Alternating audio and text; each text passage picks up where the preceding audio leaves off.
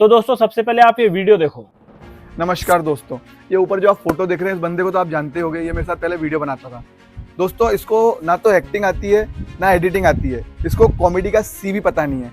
सब कुछ इसको मैंने सिखाया, ठीक है। उसके बाद मुझसे सीखने के बाद ये बंदा अलग वीडियो बनाने लग गया। अब इसके वीडियो वायरल नहीं हो रहे हैं, इसके वीडियो चल नहीं रहे हैं, तो ये बंदा मुझे टारगेट कर रहा है दोस्तों। तो देख लिया आपने, इस बंदे का नाम है गौरांग दुबे। आपने इसकी वीडियो में मुझको देखा होगा, जब इसके 150 फॉलोअर भी नहीं थे ना, तब से मैं इसके साथ में खड़ा हूँ। हाँ माना कि मुझे एक्टिंग नहीं आती थी, हाँ माना कि मुझे एडिटिंग नहीं आती थी, पर मैं इसके साथ तो खड़ा था ना।